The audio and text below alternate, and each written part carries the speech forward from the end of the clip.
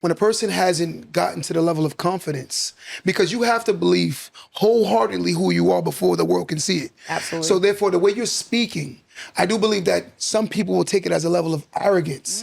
And I get called arrogant a lot because I know who I am. I said, once you know who you are and you know that you got the most high in your corner, Absolutely. there is no reason to pretend to be someone I'm not. Absolutely. I know who I am. That's it. And on top of it, he tells me, the work. Just do the work, and I'm going to make sure that you have the vision. That's it. More clarity. And the support and the network you need.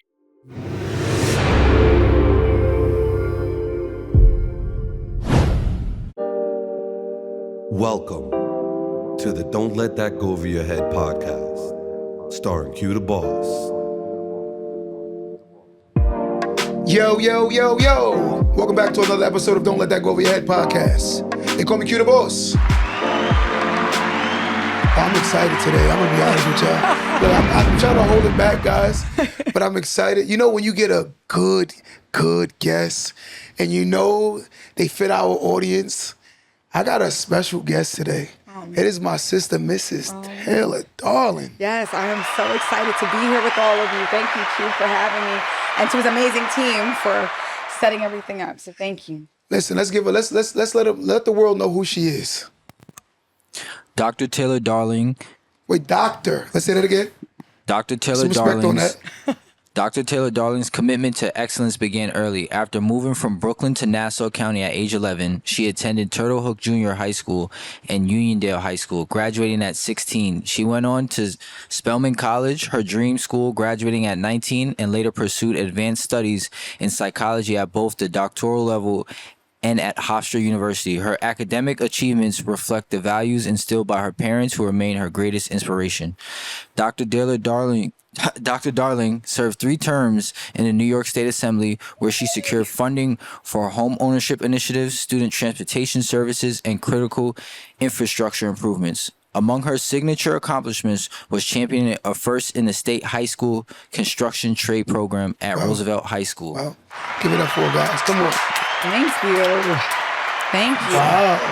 Providing students with industry certification and direct access to well-paying union careers. Known for her strategic problem-solving and coalition building, Dr. Darling consistently fought for Long Island's fair share of resources and advanced common sense legislation. Today, she continues her public service beyond elected office through her philanthropic work. I know, that's a weird word. Mentoring emerging leaders and supporting nonprofit organizations across Long Island and New York State. Let's give it up. Give it up again. Thank you. It's always so interesting when someone's reading your bio. You're like, what do I do while I'm listening to me? But no, it's a gift. It's been the greatest honor of my life to be a servant leader. So. Listen, now I'm listening to that bio. I'm like, wow. Yeah. I got somebody here with me today. No, listen. I'm going to give God all the glory. Let me tell you. I'm going to be honest with you. Humbly, I respect it, but you got to still enjoy your flowers. You're right. I'm not giving it to you when you pass. I'm giving it to you now. Thank you. And I need to be able to receive it, you know? Always. Yes, I need to be able to receive that. And I think a lot of us who are called to leadership and we have large callings in our lives, we're so busy in the calling and we know who's pushing that calling that sometimes it's hard to accept that thanks, but I'm learning to say, you're welcome. Like, it's my honor. It's my privilege. You know, it's weird because sometimes like they tell, I dim my light a lot because I be nervous that someone is going to receive it wrong or think that I'm being arrogant. I'm like, no, I'm just, I'm grateful. I worked hard to be who I am, you know. You did. So, and what I love most about you, what I've learned about you today is you're all about progressing us forward. And I can tell very quickly when I meet someone if they're in something for them or if they're in something for us. And by us, I mean Long Islanders, I mean New Yorkers, I mean, like-minded individuals and individuals who don't have our minds. Because guess what? I think about Harriet Tubman all the time. She's definitely one of my favorite. One of my inspirations. She's my favorite. I'll tell you, listen, actually our first wedding anniversary, we went to her house. Wow. Reginald and I, that was what I wanted to do for our anniversary. And what a gift. I also carried the resolution in New York State for Harriet Tubman Day, which is March 10th.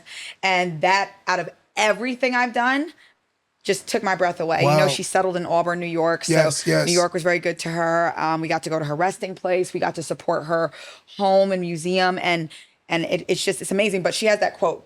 She freed 1,000 slaves, and she would have freed 1,000 more if only they knew they were slaves. And it just speaks to that mental Can you that say that mental one more time, please? stronghold. Yes, she freed 1,000 slaves, and she would have freed 1,000 more if only they knew they were slaves.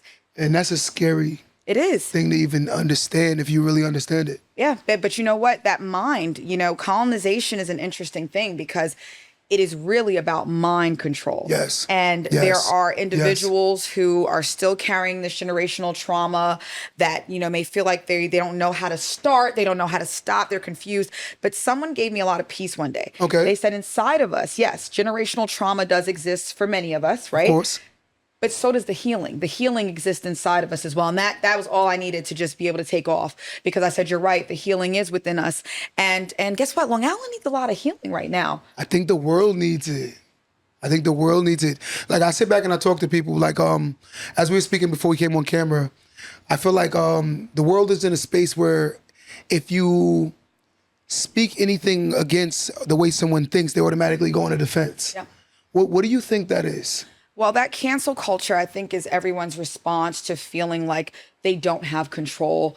They haven't been heard and seen. Yes. And when we have systems that have deliberately left people out on the outside, Yes. people want to feel empowered. 100%. And they start to realize their voice, and hopefully everyone realizes their vote. Yes. Who people who are able to vote, and even if you're not able to vote in this country, there's always something we can do to support that 100%, process. 100%. But I think the cancel culture comes from people wanting to feel seen, heard, and regain some semblance of control. So like our campaign right now is about reclaiming what matters to you. Yes. And our voices have been silenced. And when I say our, again, I'm going to speak for Long Islanders and New Yes. Yorkers, especially Long Islanders, there's this misconception that everyone out here is wealthy, No.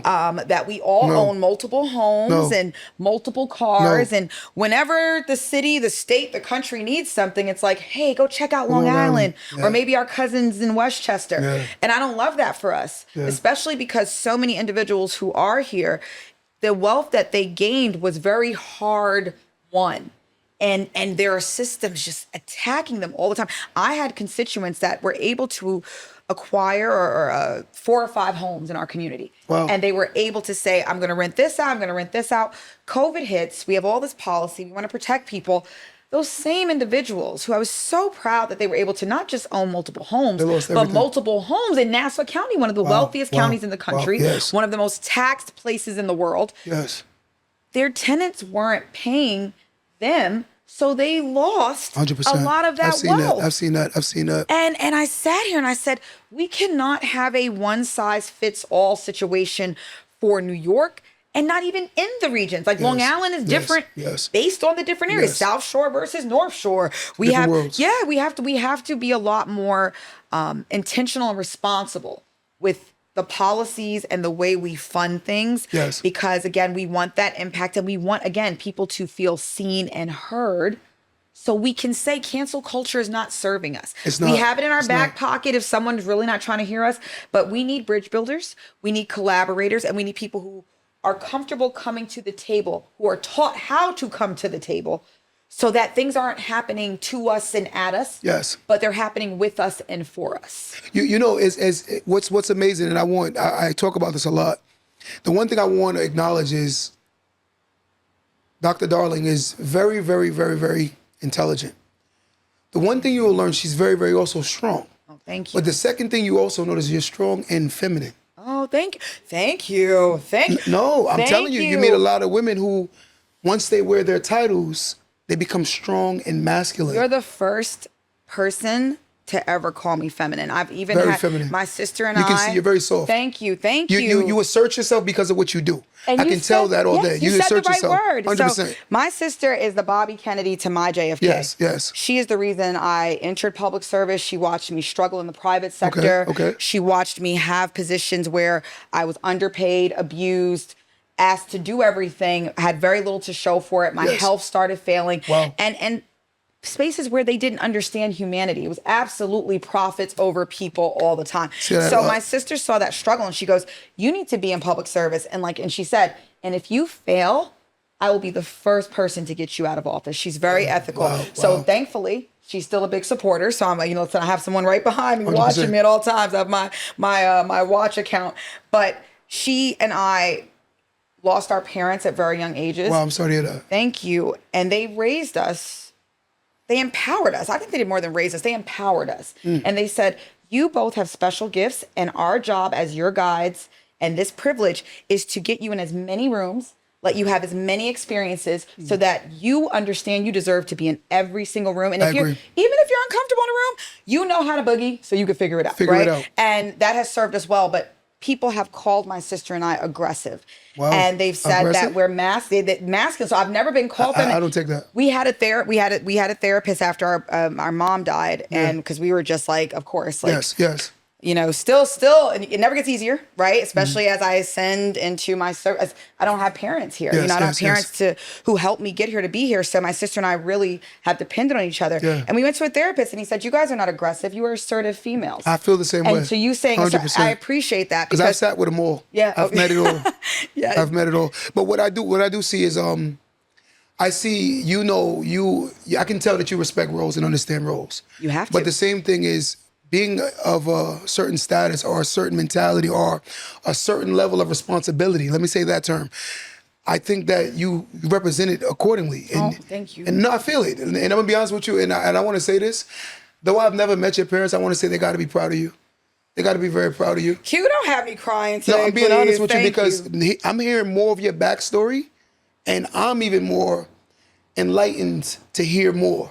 Because it's like, and I'm like, wow. Thank you. Wow, I didn't know that you lost both parents. Yeah, my dad was our chess coach, our PTA president. He was served in the military, went on a mission, was exposed to something. Yes. Literally started losing weight, losing hair. Yes. We moved from Germany. My mom moved him to have the best medical care. We moved back to New York, moving into our family brownstone in Bedford-Stuyvesant, and had the support and had access to the doctors. But he only lived 5 years without both his kidneys, which he had when he joined the service, right? So love that he served this country. And I think that's where one of the spaces my sense of service comes from. Yes. But my mom was only in her 20s dealing with a sick husband, trying to have him honorably discharged from the military so that he could receive something so he could support his family, 100% disabled.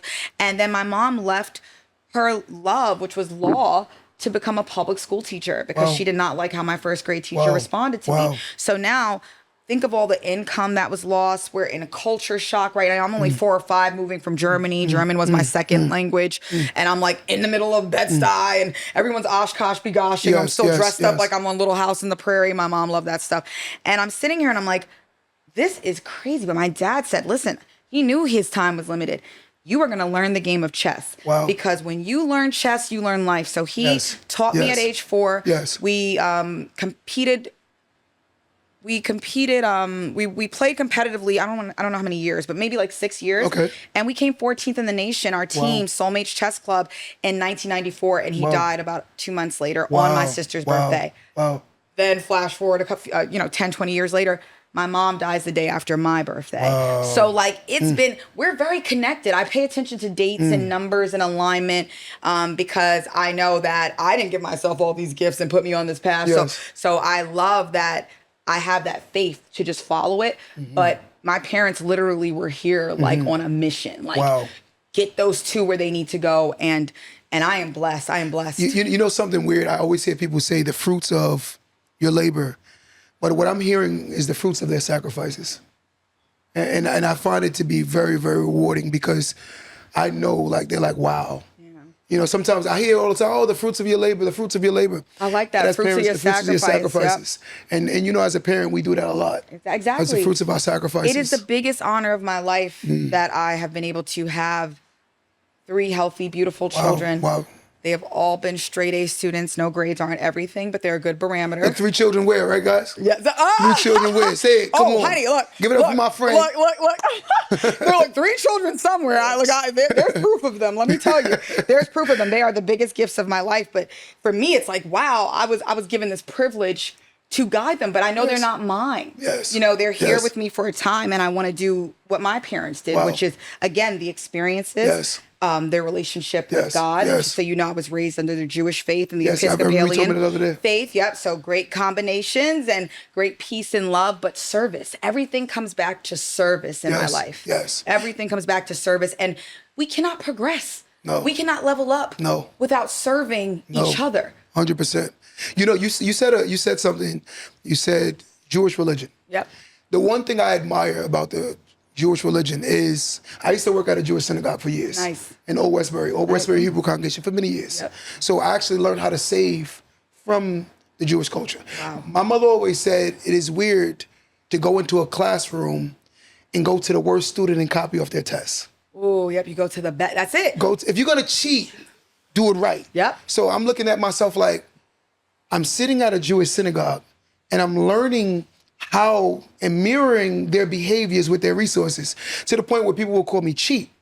And I was like, when I go around them, we talk about frugal. Yep. But around Very my different people, word. we talking about cheap. Yep. But the one thing I want to say is, the one thing I admire the most about them outside of learning how to save, and also the religion itself, I think it's very, very structured. Yep. It's very structured.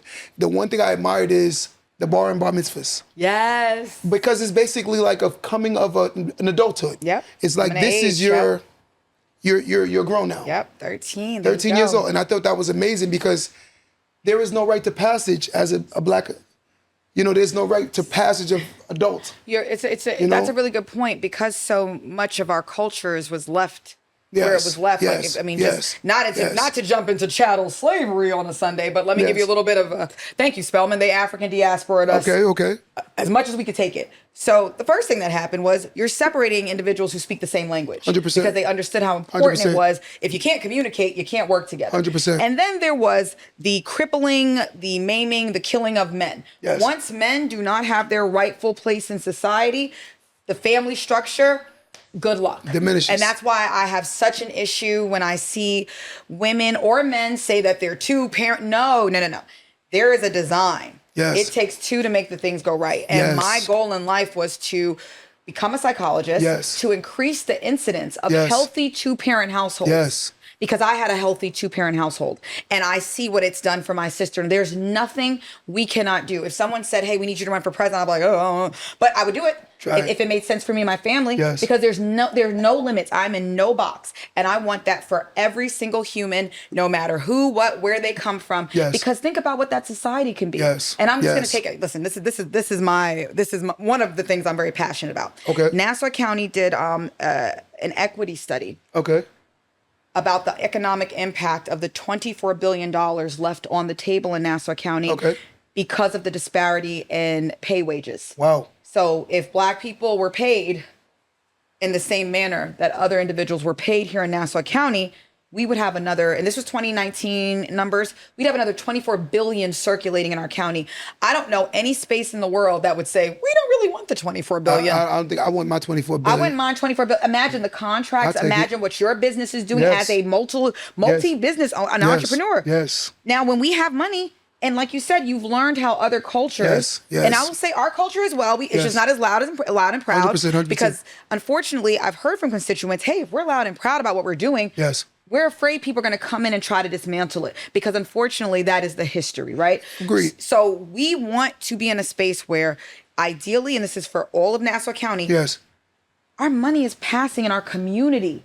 And I don't say small business when I can avoid it. Local businesses. 100%. We have money, 100%. and that's where it's going. 100%. Within our community. You know, it's weird because like a lot of times people put me in a box. They say I own a couple businesses, and they say you're a Black business owner. And I don't like that term because I feel like it puts me in a box. It pigeonholes you, yeah. It pigeonholes you. So I said to them, no, I'm a business owner. Yeah. And the one thing I don't do is I cater to anyone and everyone that's willing to solicit my business. Absolutely. I don't go to the extreme and show favoritism just because we wear the same complexion. Absolutely. Because I've met white people who share the same ideology as me. I've met Spanish people who share the same beliefs and thoughts as me. Absolutely. The issue is I realize culturally, we're not receptive of hearing other cultures. Some of us aren't, yeah. Especially, I like how when I have conversations with other cultures, I'll like for them to explain to me their experience of dealing with my culture. You seek to understand. Yes, You seek yes, to understand. yes. And that is something. Especially when we kill their either their things that they've seen or the stereotypes that they believe. And that's the thing. If we're not having conversations, Yes, if I'm not in yes, Jericho, if I'm not in yes, Syosset, yes. if they can't meet us, they're only left to hear what whatever, whoever's spreading 100%, whatever. Yep. 100%. And so for me, that bridge building is important because guess Yes. what? I have never met one person in Long Island who said, I want my family to fail. I'd like a poor school district. I'd like my property value to go down. No. We're a lot more similar Yes. than we are different. 100%. So I say we've tried to sit here and focus and emphasize the differences, and here we are. Let's try something different. So yes, you know, one day I was talking to a lady, and she generalized black people. This is a black woman, and I said to her, I said, the one thing I don't like about black culture, and I'm going to be fair, is we take the highest valued white person and we compare them to the lowest value, are mentally taught. And like I said, everything is teaching. So a lot of the times people are regurgitating what they've learned. Information, we're creatures of habits. Absolutely. So this is what you've seen, product of the environment. Absolutely. These things do play a major part Nature, in nurture. the development, your nurture versus nature, the way you're developing. So I said, you can't compare, let me just say, a project black man to a white man on Wall Street. I said it's so unfair. If I took a black man on Wall Street and I compare him to a white man on Wall Street, you'll see very similar beliefs and thoughts. I said the issue is when we start putting color, you're creating where this person was taught to be different, therefore they're different. Absolutely. So if you take that same black person, you give them the same exposure and Opportunities and exposure, that's what it's all you'll about. see the same mentality. I'm telling you, my parents had a blueprint that I replicated with my children. And let me tell you, from the time they were born, I almost introduced them to cuisines that, let's say, traditionally, being from Bedford-Stuyvesant, in the 80s and 90s, people weren't eating. Like they didn't want to experience it. So my children eat everything. Wow. Like and food is just a part of a way to introduce ourselves Culture. to different cultures. I love it. I love right? it. Traveling is Love a it. non-negotiable. Love it. That is something you have to do. I have visited all 50 states. Wow. Just to be able to say New York is the best state, because it is. We have everything. She's a New Yorker, though, just so y'all know that. Listen, New York. I'm a New Yorker, but too. we can back it up. Like if you want to live on top of your neighbor, you can live in a room with your neighbor in New York. If you never want to see your neighbor, we got that. You want ocean, streams, mountains, rivers. We have it all here. Valid Beach, points. and then we have the city. We don't have a city. We have the city. Agreed. And then Long Island is the beginning of New York. We are the beginning. Montauk is the beginning 100%. of New York. Yes. And it is just beautiful to be able Yeah. to have had an experience in Brooklyn, and I was born there and I was raised there partially. To be able to come out here, Yes. it is like, I mean, just rich with resources. Yes, I yes, hike every Sunday. yes, I'm part of yes. a hiking group. Wow. Never thought I'd say that. I'm getting sticks. I saw your husband in a run group one day. He's in a run group. I saw Yes, him in a run group. we are out here living our Yes, best suburban yes, lives yes. because it's about the exposure. And you know why we decided to do that beyond our health and vitality purpose? Yes. We decided to do that because we needed to change our network. Wow. It's too segregated out here. Wow. It's too segregated.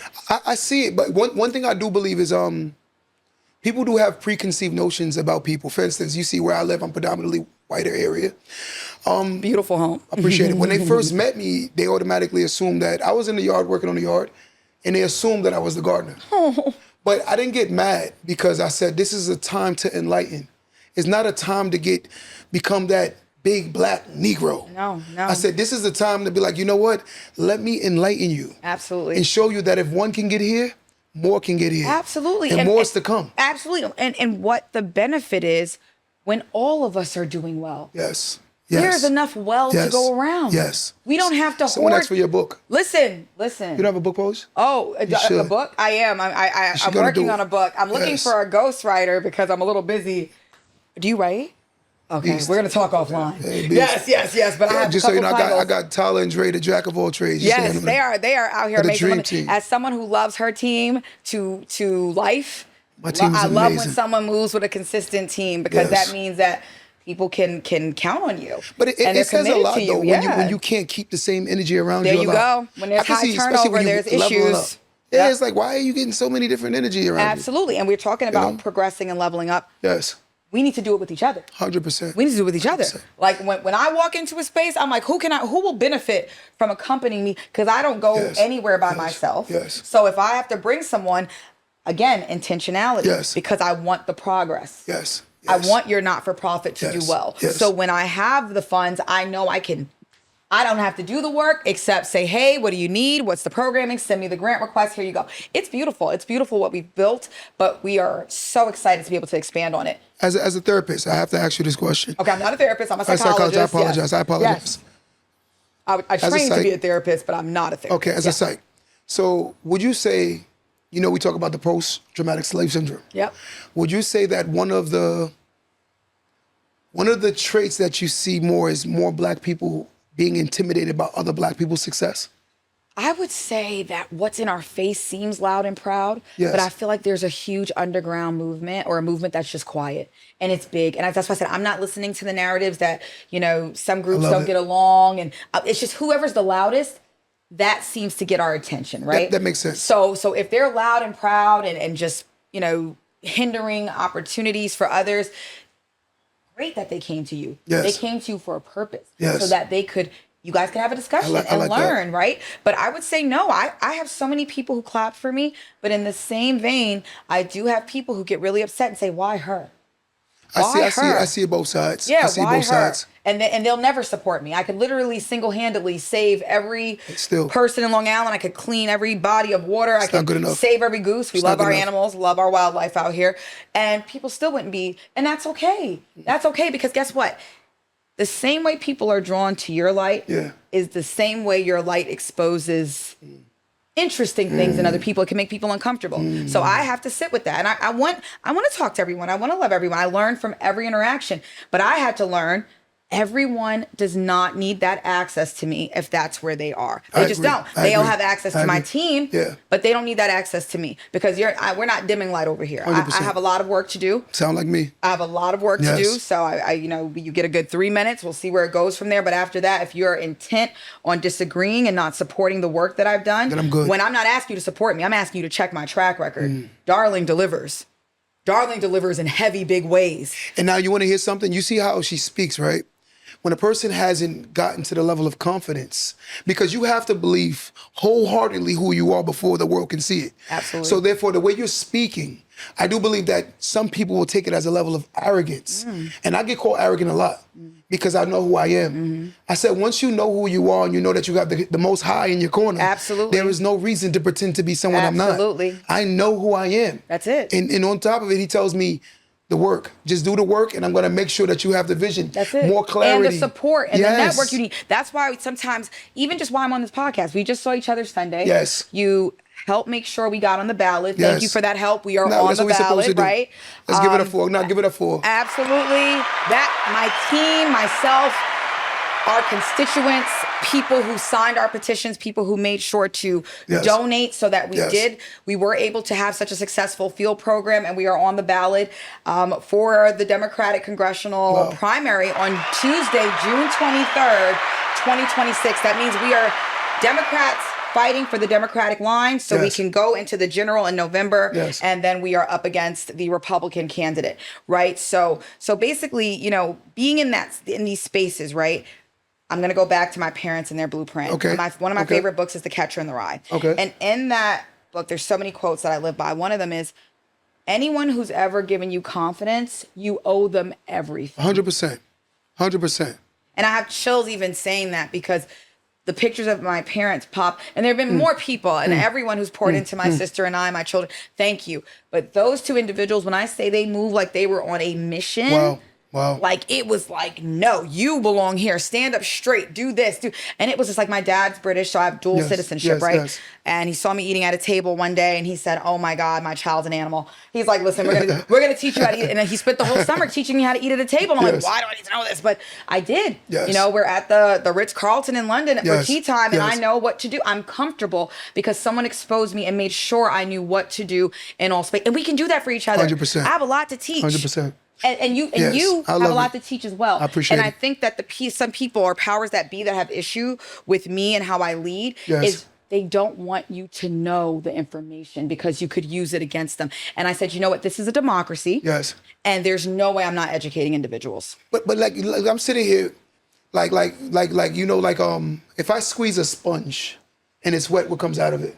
Water, and sweat, you're like oozing with confidence, and I love it. Thank you. You know, but for me, I'm confident, so I love confident people. And you attract. Yes. You attract what you are, and then you also attract, because you're a light, moths to the flame. Interpret that however you want. Yes. But you attract those things. And that's the issue I see with people when they once you reach a certain level of because it comes with maturing yourself. You have to mature because maturity is about knowing what you're into and what you're not into, what you're going for and what you're not going for. Absolutely. I think that's one of the things that when I was younger and I lacked confidence, I let people play in my face, in a sense, and right? handle you, right? Yes. Yes. Now I don't do that anymore. No, I don't do that. And you I heard think what they I said take it about my personally. time, the Yes. access. Yes. What has changed in my life Yes. was I am one of those very interesting elected officials. I give out my personal cell phone number. I no longer do that. I give it to Tyler. Yeah, that's it. I have to limit the access because I'm telling you, people are going to, they'll drain Abuse you. it. They'll abuse They'll it. abuse you and drain you. Yes, and they will. again, I am here for an effective time. You know what I've mastered is the art of blocking out anyone that projects. I hate people that Love project. that. Like, for instance, I noticed that some people lack confidence, and I'm very confident. Yeah. And it could be misconstrued again as arrogance. But the one thing is, for instance, I dropped a song, right? And my guy Dre produced it. My guy Tyler helped me promote it. And we've built this body that's moving, and we have over 400,000 streams in about less than a month. It's incredible. It's doing really well. Congratulations, Appreciate it. guys. They're so humble. But I told the guys, I said, sometimes you'll talk to other people, they'll say, oh, well, I feel like, I'm like, what you feel like you should do, you should be doing. And I feel like what I should be doing, I should be doing. Absolutely. But stop trying to minimize what I'm doing because you're not made to be a leader. Absolutely. Because your life don't even show leadership. Absolutely. So Q, I'm going to take it 10 Go steps ahead. further because I'm deep diving into Okay. this work. I had some time the last year to sit at home and Yes. eat, pray, love. Yes. And one of the other things was it's about the limiting of access. You can't. That's your favorite line. You Favorite cannot, line. like when you need to be in the room, you'll be there, but you have to protect. Oh, 100%. I have to protect. Too many people 100%, depend on me. 100%. Too many people need me to do things that only I can do the way Yes. I do it. Yes. So you're projecting. Listen, take it up with Take it Tyler. up, go over there with that. Yep, take it up with somebody else. Right, maybe even hand out journals. Like write your feelings, and maybe we do a forum. What happens when we project? What is projection? Because here's the thing, and you understand that. Yes. To be a servant leader, you have to educate. 100%. Because like I say to everyone, knowledge is the start to power. It's applied knowledge that's the power. 100%. So you can't apply what you don't have. And the saddest thing is what you keep bringing up, the individuals who do have the knowledge that don't apply it. So we need to keep it simple for everyone.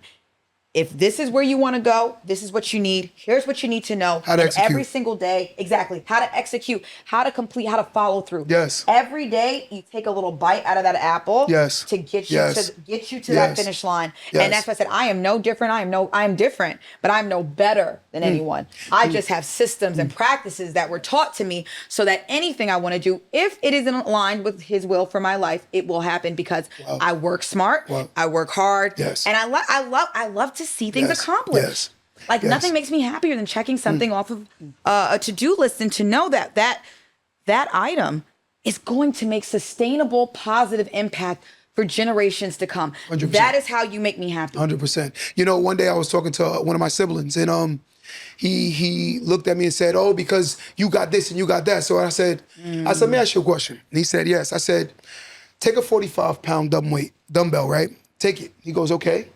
Put it on your head and walk around with it for a whole year straight. He looked at me and said, "What do you mean by that?" I said, "Heavy is those who wear the crown." I said, "It's a lot." Heavy lies the head that wears the What? crown. I said, "It's a lot that you don't see that I make myself very uncomfortable because you only see me. I don't sweat Oh when my things get gosh, nervous. yes. I'm figuring out solutions more than I'm worrying about the problem." Yes. Right. And I'm not the type of person that you're gonna hear me. Like I get really upset with my team if they complain about something that we can work on. I'm like, guys, let's work on this thing. Yep. Let's stop keep complaining about it because now you're starting to sound like a child to Yeah, me. that's right. No, and there's a You know? difference between brainstorming and learning how to do things better and Yes. complaining. So Yes. really important that you are able to make that differentiation. 100%. Because guess what? The mission keeps going. It has to you keep have going. to improvise. I always use the Marine slogan. You have to improvise, adapt, and just be flexible to Yes. get that mission Yes. done. Yes. The mission has to Yes. get done. Every day I was crying, pleading, advocating for school buses. Yes. For students in my district. And one of the school districts had never had busing. Wow. Some of our students were walking 3 miles to school. Was it a lower community? Not a lower community, but a community where absolutely, with the budget they had, it was questionable that they did not have the Wow. resources Wow. they needed, Wow. right? Wow. We were talking about a pretty low graduation rate. Wow. We fought to put a monitor in there. and their graduation rate now is at 85%. Wow. And we have purchased the first buses. We got them $1 million to purchase their first buses in history. Come on, Tyler. In history. Because guess what?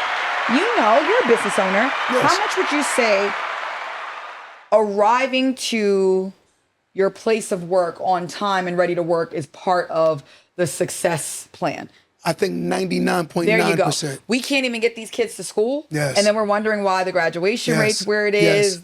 You know, it affects the dropout rate. It affects everything. It affects our workforce. 100%. Now we don't have individuals who can do the things that we need in our world. We have to look outside of our community to hire. Like, that is a problem. And that's something that is going to tank generations. But we absolutely did a halt with the help of the incredible people working at the district, the incredible people in New York State who listened to us and probably just got sick of me at this point. They're like, give her whatever she needs. And that's fine, because I'm never going to give up. When it's something that I believe in that strongly, it is never a no, it's a how.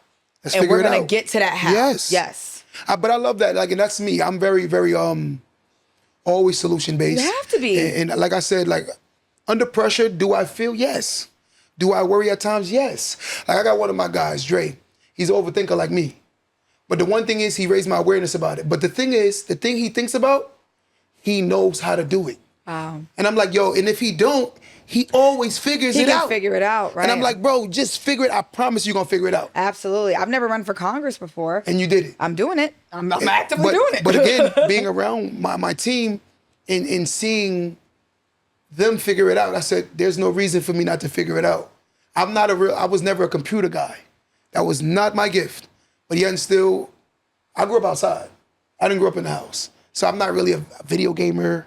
I've never really, I don't know. You getting fresh air, jumping over fences. Yeah, I was outside. I played sports my whole life. Outside till the street lights came on. Yeah. So I don't really know. Look, for children, outside is the place where your electronics can't really be charged. And you get your experiences, though. Like, you get the experiences of different people's lives and understanding. And I think that's what made me actually wise beyond my years. Yeah. Because I was able to like have conversations with different people, and it wasn't my space, my box. Nope. So I was able to meet different people. And then you also I even learned Haitian Creole. I'm Haitian. And that's amazing, because you learned how to organize. Yes. You learned how to organize because you relate to people. You figure out what needs to be done, what's important to them. Yes. And then you work to get their buy-in, right? Get their buy-in, have them as part, collaborate on the plan, and then you execute that plan. And you did learn that by being outside. Yes. And I think you always had it in you, but you honed in on that skill by being outside. And that's my biggest prayer for our children today, that they remember how important real social connectivity is. We are social creatures. And when I see young individuals and they can't look people, I see adults who can't look people in the eyes. They don't know how to shake a hand. And I'm like, these are things that are taught in real time. Yes. And we just have to be a lot more intentional and repetitive. Yes. Intentional and repetitive. Intentional and repetitive. And that is that those little sound bites, like leveling up. You have to speak to individuals where they are. We want to make it as easy as possible to live your best life. Because my goal is to ensure everybody in Long Island is living their best life. Then everyone in New York State is living their best life. And then guess what we get to do? I don't know, be proactive, not be reactive with our funds. And honestly, the government won't have to be as involved. You said something earlier that was dope before we came on camera. When you were like speaking about, we were talking about how the moment you talk to someone and how they go on a defense. And when you were saying this, it resonated with me because I had an actual personal experience today where I was talking to someone, and to try to explain something to them, I felt myself like literally having to like come down from what I know, because I felt like they're gonna get offended because it's not in line with the way they thinking, or it's like they're like taking it as like an attack because I don't agree with them. Do you come across that a lot? I can, and I do. And exactly what you're doing, which is tailoring your approach. Yes. No pun intended. Yes. But that's what it is. Your approach determines success or failure. 100%. You've spoken to enough. You have a vantage point where you get to speak to new people all the time, and then you get to have different conversations with the same individuals. So you have a body of experience in work that a lot of people don't have. 100%. So you've been able to practice tailoring your approach. And so sometimes you might feel like I have to come here, I have to open this door to get to them. Yes. That is super important because like you heard what I kept saying. We have to meet people where they are to communicate with them in their language. Yes. The way they want to be communicated with. You know, we talk about the people can say they hear you, but are you comprehending? Some people, their comprehension skills are like not in line with their age or their maturity. Or we haven't found the right approach. Meaning, it could be true. For me, 100%, right, I agree. I like to speak, but I also like visual representation. Okay. Because now, and I like them in simple graphics, simple I think a lot of punches. people are like that, to be honest with you. Yeah, we want to see it. So. I think people got to like see it. So like if I'm showing you the layers of government, yes. You might, you might even like my voice. You might not even want to listen to me, but you're able to see, okay, federal, state, county, town, village. If you do have a mayor, it's right here easier on to Long understand Island. when you see it. It is, and you keep it. And like I've always learned, even in speech writing, I keep everything around a third grade reading level. But even that is objective, right? What's a third grade reading level? You ask. Like it could be different in one region versus another. So the question is, do you want people to understand what you're saying? Agreed. And if that is what you want, I feel like we all as leaders and people who have things to say need to find multiple ways to say those things. Yes. But now if you don't care if people know, then that's fine. Yes. But if you truly want that to be the case, I don't think we lose anything taking some time to speak to professionals who would know how to get, reach certain cultures. And that's why podcasts like these are so important. You're on the ground locally and you have a huge reach. People need to know what we're thinking, where we are, where we live, how we live, what we look like, what we eat, what's important to us right now. And what I hear, what's important to you is communication. 100%. And making sure that everyone who wants to be at the table is there and that people understand that we all need to be at the table. And they're respected at the table. Yes. You know, one of my guys, he said to me, he asked me, what is more important? He said, the visionary or the person that actually pushed the vision or supports the vision? I said, both. Both. You can't have one without the other. You can't have one without the other. And then he looked at me, I said, everyone is not a visionary. Absolutely. We all have our cross to bear. We all have our roles. Yes. And there are people that actually are good at there are people behind the scenes in people's lives that you wouldn't even know. Without them, there is no them. Preach. And I tell people all the time, I'm like, sometimes I do believe that there are people that could be around us who can be the visionary, but we're too busy fighting to be the visionary when we don't want the consequences or the responsibilities of the visionary. Say that again. We don't want the consequences nor the responsibilities. Again. You said a word earlier about sacrifice. Yes, it's a lot. And I remember for one of my former clients, we had purchased, I was redoing one of his offices, and I purchased this poster that was an iceberg, and it said, I think everyone's seen it. It says success, and people only see the tip of the iceberg. They don't see all the things. They don't see the frustrations, the disappointments, the rejections, people who were there one second, not there the next, watching resources, but having to start over again, even though you never start over because you start from the vantage point of a lesson, hopefully, 100%, right? 100%. But having to restart, let's say that, having to restart when you've already made so much leeway and understanding the importance of pressing on. And that's important that if you guys are not willing to do the work, if you guys don't want to deal with the consequences or the sacrifice, please politely step out of the way of the individuals 100%. who are. Like, you don't have to support us, but don't hinder us. No, because, they always say the person that laughs the hardest at the person that missed the shot is the person that wouldn't take the last shot. Absolutely. And that's the issue I see. I'm like, you're laughing at me for missing a shot that you wouldn't even take. Absolutely. You wouldn't even do it. Absolutely. And Q, and that's why I'm saying I am learning that Solomon in his silence, when I first entered this realm, Solomon was one of the models. I said, I want to lead like Solomon. I want to be quiet, which I wasn't very successful in that space, but I want to be quiet or only speak when I have something value added to. So then when you are intentional and you are selective with what you share, it's so much easier to command the room because now you've spoken. My first husband, my Morehouse brother, Stanley, he was a very quiet man, to the point where I think my grandmother heard him speak like twice. But honey, when he would speak, my family that's so spirited, I mean, you could hear a pin drop. They want to hear what he has to say. Wow. They're locked in. Wow. Because he doesn't speak a lot. No, and he's selective with his words. Yeah. And he's selective. And when something's selective, it becomes exclusive. And when something's exclusive, people revere it more in most cases, right? If I hear you talking all the time, you're not going to appreciate it. So for me, what I'm learning is be quiet. Yeah. Just listen. Leave them alone. Just listen. Don't even tell them about your plans. Don't even tell them. I agree. Unless it organically comes up, don't tell them. Yes. Because what you're doing is you're having to fight a bunch of systems while progressing forward. That's a lot of weight that you're carrying. You don't have to carry that weight. Yes. You have a team and you have an infrastructure to do that. Yes. So you have, for me, I've been getting that message. Shut up.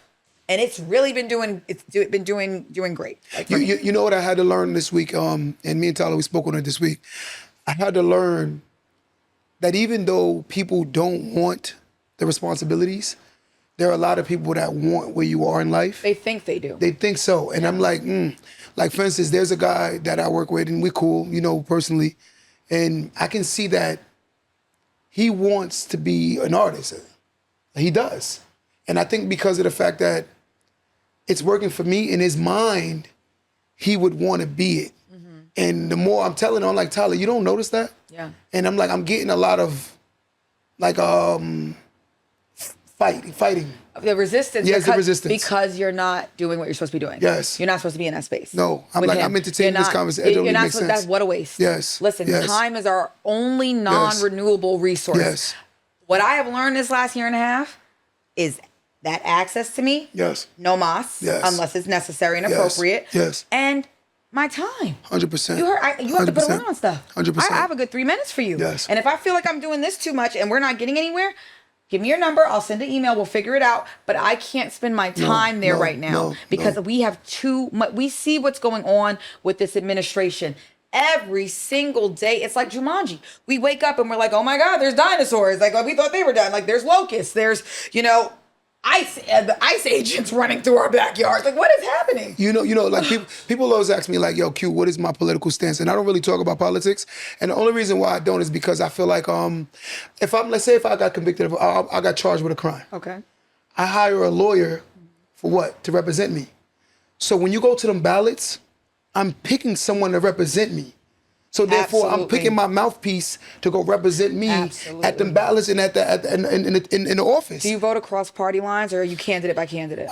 It depends. Okay. You know what I'm saying? It depends on what it is. That's a good answer. Because I do like some people's philosophies and their ideologies because I'm all over the place. I do see certain things. I'm like, wait, I'm more so in line with this. Yeah. And I do more so in line with this. Yeah. I will say wholeheartedly, I believe that when you keep giving somebody something for free, they never appreciate it. Let's talk about that. And that's the main issue I have with the coaches. Like, for instance, I'm not against and I'm not opposed to people receiving welfare and social services. I think it should be on a case-to-case basis, but I definitely believe there are people who have great potentials who have never reached certain potentials because they become too codependent. You don't believe it, you see it. I see it. That's not a belief, yes. It's just the reality. Yes. I mean, I've had individuals who would say to me, I want this job, but if I make $20 more an hour, I lose my apartment, I lose my kids. And that amount of money is not enough to cover all of that. But you could tell they want to do better. So guess what? So many people, they'll feel discouraged and they'll say, I'll just have another kid. That should buy me more time. Yes. And then let's talk about how with social services, if you want to level up, if you want to progress, you got to get off. Yeah. And if you would like to have a family, if you would like to have a man with you, you can't be like, you're literally guiding us towards failure. The blueprint's right there. Just look at what the end result is. And I feel like for some people, unfortunately, fallen into those intentional traps that have been built for us. And I hate that for us. I really do. I have a family member that I sat down the other day and we had a discussion. And I said to her, it's amazing how when a woman takes on government assistance, they always magically can still find somebody that want to move up in there with them. Always. A man wants to live for free. But watch this narrative. And I said to my family member, I said, you ever notice something? She said, what? I said, you are in the system. You have a man that leeches off of you having the system. And I said, you want to hear the sad part is? You look at him and give him your most intimate prize, but you don't see that this man will not marry you and remove you from this quote unquote, the government is your father, which is her husband. Absolutely. Right? It's her boyfriend, and you don't want to remove her from it, which you would marry her because you don't want her to lose social services. I said, and you believe that this is a man that you would rather be with opposed to being alone. And that's the thing. And you know what? It's really sad because you speak about, first of all, everyone's valuable to me. 100%. I don't, like, again, I do, the second someone feels like they're here and other people, we don't have much to talk about at that point. We are called Don't look to do, down. Yes, never. Yeah. We are called to do different things. We are called to have different struggles in life. I know Yes. people who are very responsible who have lost their homes. I've seen it too. I know people who have done everything to the book and they are riddled with student loan debt. I've seen a lot of stuff, and it was like, you know, these aren't people who are out here trying to trick the system and they've been sold a process. The American dream. Yeah, if you do this and you do this and you do that. But now I do want to say that this expression of high and low vibrational individuals, like I wouldn't say no one's better or whatever. I like to keep things to actions. I'm not in a space to judge a human, but I can say how I feel about certain actions. And you are 100% right. agree. If there is a man living in your home and he is doing low vibrational things and you feel like I'd rather have him here than be alone, there's a lot we need to unpack 100%, in that space. 100%. Because he's not what's the problem. a man? He's not the problem. What's a man? But he is part of the problem because we're in a society where we're all responsible for each other. Think about I this. agree. So the man's there. If he's not doing what he has to do, Yeah. that family member has to rely on you more. Now you don't have funds. Now funds might be tied up helping a family. Like, people don't understand this survivor's remorse in communities where Yes. we have been disenfranchised. They don't understand that. The 5 that make it out the family, now we have to carry Everybody. I mean, the way the knots in these shoulders, let me tell you, and that's why I became a philanthropist at a very young age. Because guess what? The amount of money I was giving out, my first husband said, listen, Publishers Clearinghouse, you're not giving out my money to these people. Like, you're not doing this. And I said, but we have to. And he's like, Taylor, this is not, we're hustling backwards right now. I have given away, I dare say, the amount of my own personal money, I understand. my personal time. I understand. People think philanthropists have to be, Mackenzie Scott. No, they don't. A philanthropist is someone who donates their time and money for the progression of others. You want to hear something funny? Someone said to me one time, they said, Q, because I raise the awareness of truth when it comes to women. So one of the ladies said one time she feels like I'm what she called me? A male chauvinistic. So I laughed and I said, part of the patriarchy. and I said, okay, I'll take it. I said, you want to hear something funny? My favorite activist is Harriet Tubman, right? That's my favorite. Yes, my mine too. mentor is Dr. Trisha Bailey, which is another woman. I value strong women. I feel that. Because what I agree, my mom, I come from a single mother of 6. Whoa. So yeah, so that's for a me, strong woman. So I've only these seen 3 are strong. taking me out 6. What were the age gaps between you? Well, me and my older brother like 3. Then after my next brother's about 3, and then they about like 3. So it's good. It's a good. You know what I'm saying? Wow. But when I say this, I'm like, I've never seen my mom make an excuse. I've never seen my mom tap out. I've never seen my mother get government assistance. I've never seen my mother get welfare. And my mother, at the time, she only had a high school equivalency. So for me, and also I started having children at 18. So I don't know those to be burdens. I know those to be reasonings for you to be better. Yeah. So for me, the things that people look at as a hindrance, I see that as a reasoning to become greater. Absolutely. And you can almost look at it like the 45-pound dumbbell. Yes. If you are called to a calling, yes, you have to be built up. Yes. You don't just jump in the ring and win a fight. There has to be conditioning and training. Yes. So that's what it is. So that comes through modeling, that comes through your own experiences. Like, I mean, I like to think about Sonic the Hedgehog, because I've had a couple of those moments where I had hundreds of gold coins, thousands, and then you get hit and you lose them all. I like that. I've had 2 moments like that where I've been it. like, but they always happen right before a level up. Almost like my faith had to be tested, my resilience had to be tested before I got the final, approval to reach the next level, because there's so much responsibility that comes from that when you're a servant leader. You want more, right? No, not even wanting more. What if I was out here spewing terrible things and discouraging individuals and hoarding power and telling people they should never amount, or saying, I don't want to mentor younger people. I'm going to be the elected official of the world until I die. Like, what if I was that person? No. And there are a lot of those people that I've encountered. I've encountered them a lot too. Where it's like, it's just me, that scarcity, like me, mine. And I'm telling you. That's a narcissist right there. But then it's also what happens when individuals have been barred from opportunity so long. Abundance thinking, I had to train myself. And I came from parents who believed in abundance and never put limits. I still had to train myself as an adult to say, don't ever think about why things won't work to the point where it will stop you. 100%. You use that to strategize. Yes. But this is the reality right now, right? You got to step up or you're gonna be stepped on. And for anyone who says they don't do politics, I want to say right now, if you don't do politics, politics will do you. 100%. Politics is in everything. 100%. Everything. You know why you didn't get your promotion at your job? That might be political. Politics is in everything. See, I'm into politics, but I just don't like to force my beliefs onto people. We'll talk, we'll discuss it, because I feel like a lot of wars outside of religion is also because of politics. It's all because of people and their bull crap. I'm going to be honest. It is about power and money. 100%. Whenever I see something, I know the end of most stories. Yeah. Power and money. Why do they do that? Power and For money. access to power so they could get more money. That's the answer to everything, pretty much. And throw girls in there. Right. Throw women in there. Yes, power and money. People like that proximity to power often leads to more financial opportunities. My son got to have an opportunity the other day. One of my good friends, he just came home last month. He came home, did some time, and he went away young. He was like 18. He just got home. Anyway. How long was he away? He's 40 now, so from 18 to 40. So long story short, we sitting down, we're talking. He has his arm over his food while he's eating. So my son was like, Dad, why he eat like that after he left? And I said to him, if I take a human and he grows up around lions, he'll think he's a lion.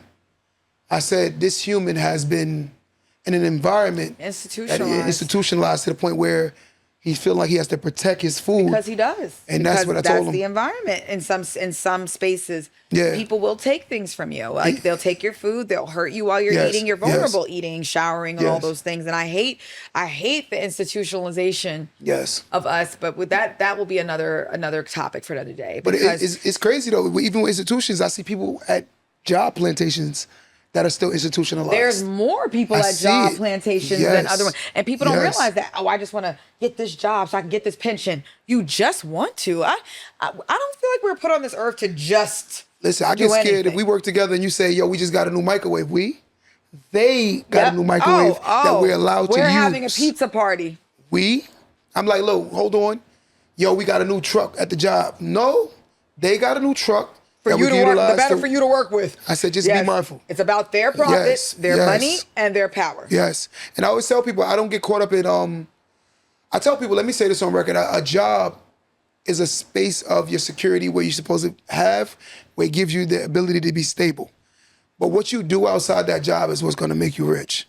No job is intentionally created to make you intentionally wealthy. It's not designed like that. In a capitalist society, we need workers. Yes. We need workers. And guess what? In a society that wasn't capitalist, we had sheep. And we still have sheep. Listen, a lot of times people get offended when I say I don't watch Steph Curry. I watch the owner that cuts the check for Steph Curry. I don't watch LeBron. I watch the owner that cuts the check. I want to know the Buss family and how they got there. And the reason being is because my mentality is focused on I can't dunk. So my mind is, but I can be a businessman. I can build. Yes, I can build.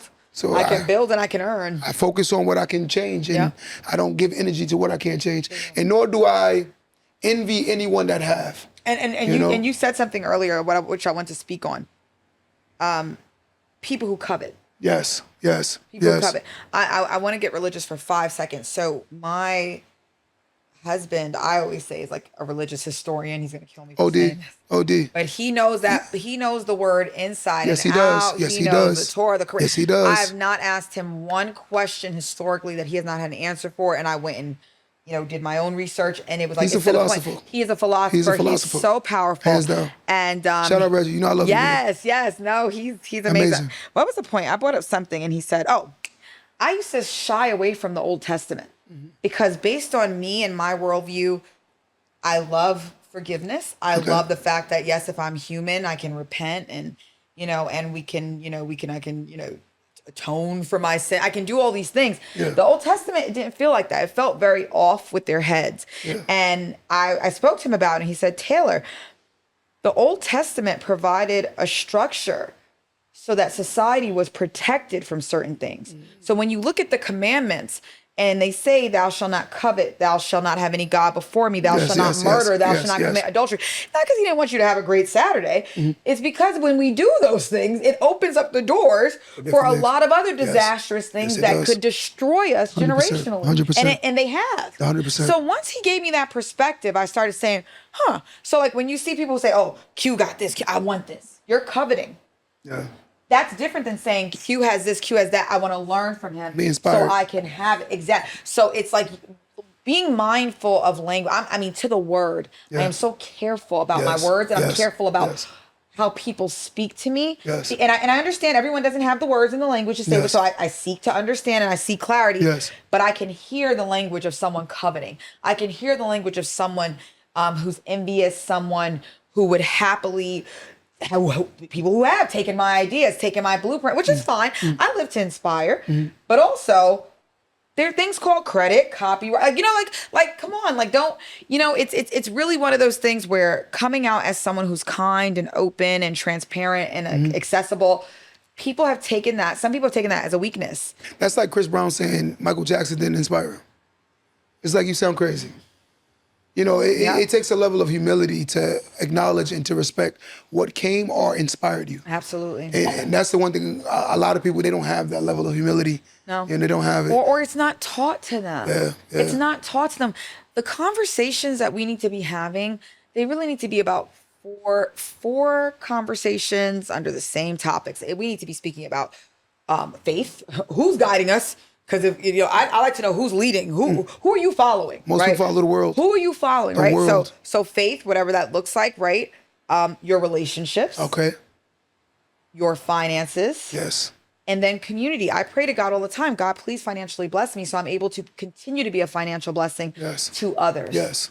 Right. Yes. And there's always and someone bought this. We went to Thurch, which is Thursday church, right? Because Thurch, I like that. Yeah, because I never heard it before. I never heard that one. No, this amazing church is called the Community Church. It's in Babylon, which I think is very interesting too. I'll try that one day. No, it's Thursday church for those who work on Sundays or just that they want the message, and they said they've been doing it for a year and it's going really well. Wow. We went to that service and it was, I was obsessed. So we go to Thurch and watching like my children decide that this was a space they wanted to go to. And our first time going was Easter. And saying, hey, we want to go back. We went Thursday. They asked, are we going back again today? And I said, look at them craving this fellowship, this togetherness, like that faith. I want them to be led. The best thing I can do for my children, per my belief, is to guide them towards a relationship with God, because I believe He has a calling for them. So I want that guidance. And then after we do the faith and everything and we do all that stuff, it's the community. I've never seen an orange on an apple tree though.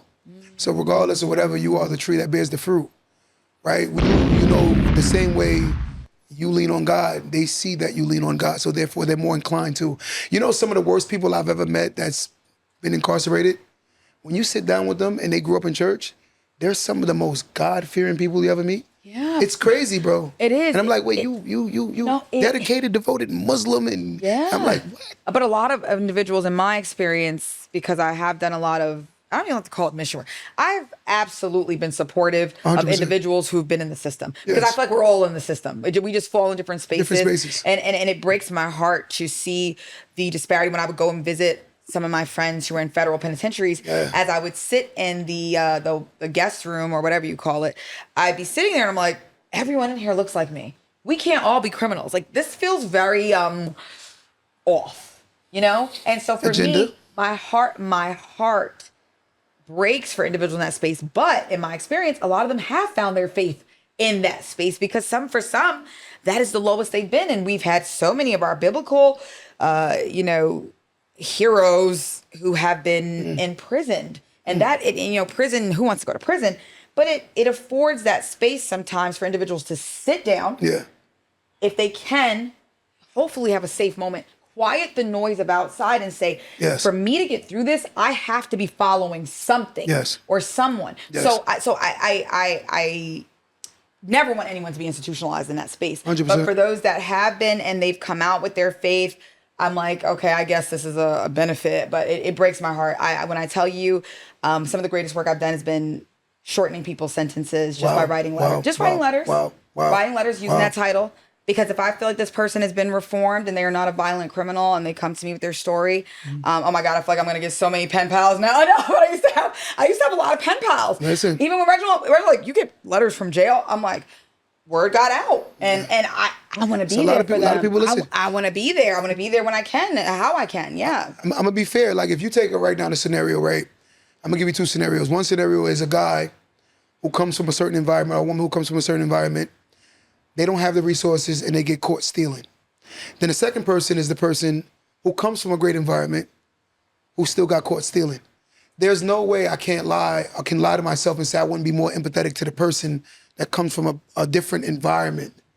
And the reason why, I'm not gonna say because a person comes from a bad environment, I expect them to steal, but I can understand why. I like to use the word different, and it's good. Use those words. Those words are important. I can understand why that person stole because of the circumstances they may be in. Yeah. So when you overcharge someone from those lower tier environments, quote unquote, right? And you overcharge this person when they come from environments that are very prone to violence, drug abuse. And then on top of it, you don't believe that, we say the Department of Corrections. What are you correcting when there's nothing there? They're not seeking therapy. Yo, they're not. These guys are traumatic people. Women too. This is a whole. This is so heavy. This is a deep topic because there used to be programs, 100%. and now you see individuals hoping to be transferred to one of the 3 spaces that have the educational program. So when they leave, they're an asset to the world, to their community. 100%.